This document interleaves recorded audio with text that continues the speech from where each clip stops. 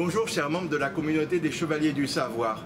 Nous sommes 22 rue Pavée et je vais vous parler aujourd'hui dans cette vidéo consacrée à l'histoire de la fameuse prison de la Force et de la princesse de Lamballe.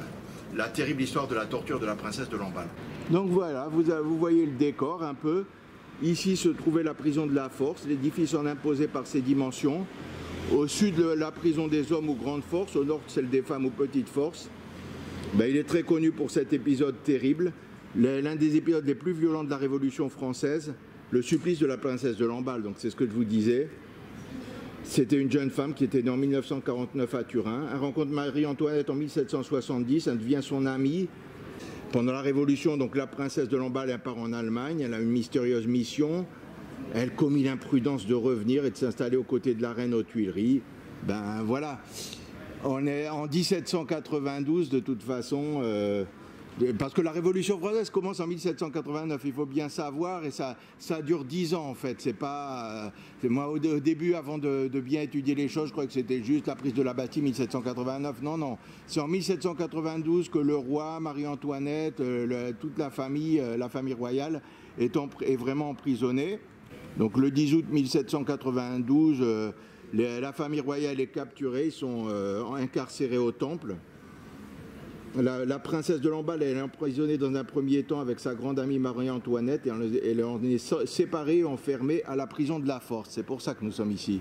La prison de la Force, vous voyez, la prison de la Force, dans cet imposant édifice dont il ne reste plus rien.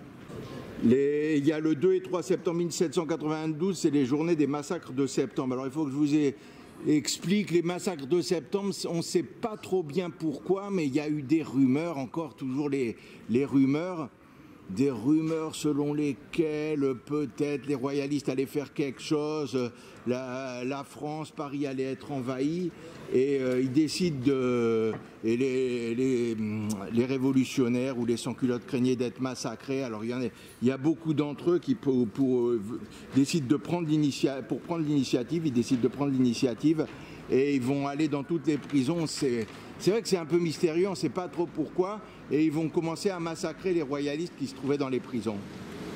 S'ils vont dans les prisons pour massacrer les prisonniers, ils vont aussi dans la prison de la Force, n'est pas épargnée.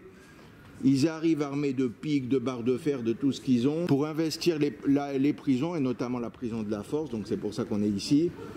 La princesse de Lamballe est d'abord sortie pour un interrogatoire, avant qu'il y ait un mouvement de foule, et elle est emportée par les émeutiers.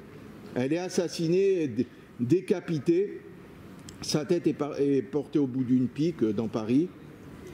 Son cœur est fiché à la pointe d'un sabre et les émeutiers l'amènent à la cour du Temple parce que Marie-Antoinette et sa famille étaient restées. Enfin, Marie-Antoinette va finir à la conciergerie.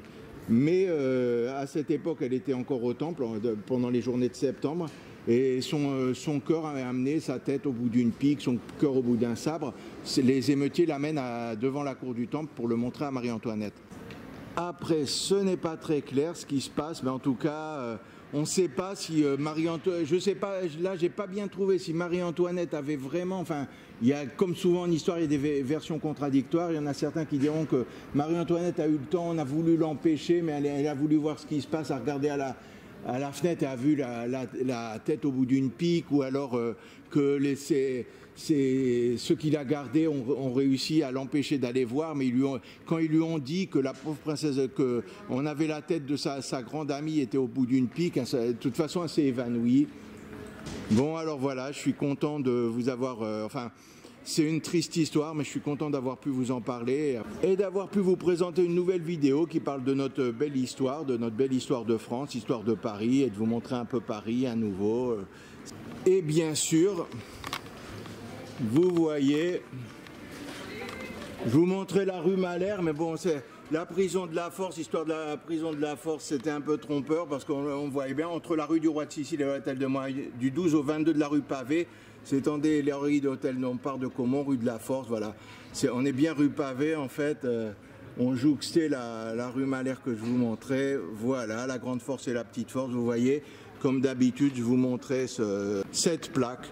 Donc voilà, j'ai été ravi de vous avoir fait une nouvelle vidéo historique dans les lieux de l'histoire. et je vous remercie de votre attention et de votre assiduité à suivre ces vidéos. Voilà, quelle sera la prochaine vidéo? Vous le découvrirez très bientôt. En attendant, comme d'habitude, le même conseil, abonnez-vous. Allez, à bientôt.